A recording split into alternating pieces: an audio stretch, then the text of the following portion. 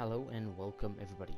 My name is Brutus, and in today's video I'm going through the Hunter Call of the Wild update 1.72's patch notes. Now this update has been released within the last 24 hours of the release of this video. And yeah, before we get started, please make sure to leave a thumbs up if you have enjoyed this video, and it'll help out my channel a lot in the YouTube algorithm, so I will appreciate if you can do that, and I'll also appreciate if you can subscribe. Plus it's free to do, and you can always unsubscribe at any time if you do not enjoy my content anymore. If you got any questions, leave them in the comment section and I will answer them as soon as possible if it's possible for me to answer those questions. Now getting straight into the fixes. Now there's a console only fix, and this revolves around the previous update. Now that came with the new reserve in the game, and that is the New England mountains. So I will not be providing as much gameplay as I do in other videos. I will just talk about the update, but this is console only and it's only for the Xbox. I didn't read anything about the PlayStation on this current topic. But first, patch note that we do have is fixed an issue on Xbox Series X and Series S that resulted in lower quality image output compared to previous versions of the game. Dev teams notes, as some members of the community guessed, the Xbox Series X and S version of the game were running on the Xbox One's visual settings following the 60 frames per second update. This resulted in a visible loss of visual quality compared to what players were used to. On Series X, the visual quality has been restored to pre-patch levels while still offering a smoother frame rate.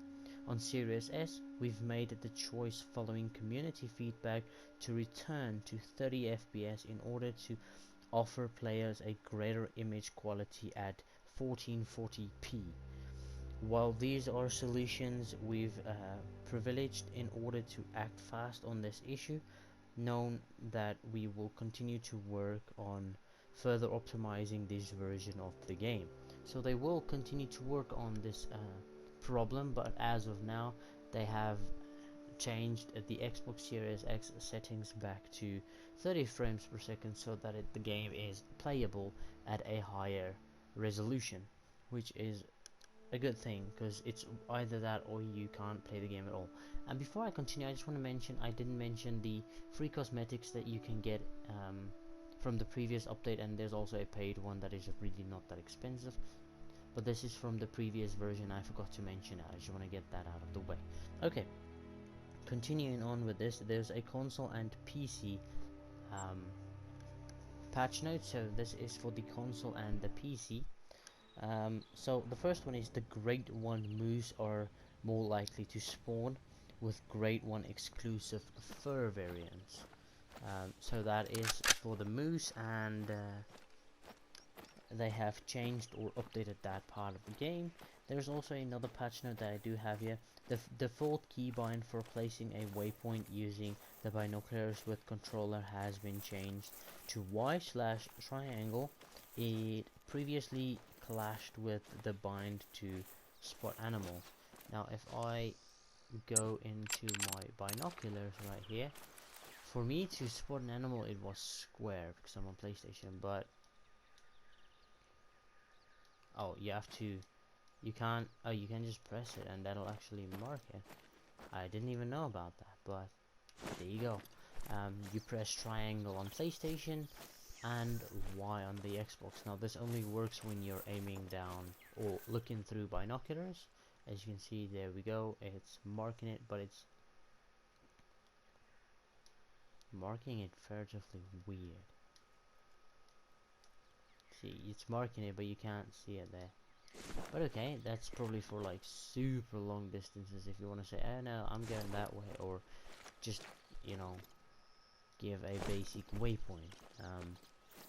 But yeah, so that has been changed and I'm very happy about that. There's also another dev teams note. You may have to reset your controller keybinds for this change to take effect. Okay, so I hope you guys heard that, and getting on to the next patch notes. There is one about need zones. So need zones discovered while playing solo should now persist after joining a multiplayer session. For example, if I join a multiplayer session on this map, this feed zone should still be there. If I read that right, players should no longer crash when teleporting to specific locations in various reserves. The dog should no longer become unresponsive after the player dies and respawns. The UI keybinds for keyboard and Those mouse. are some nice tracks. Want to follow them?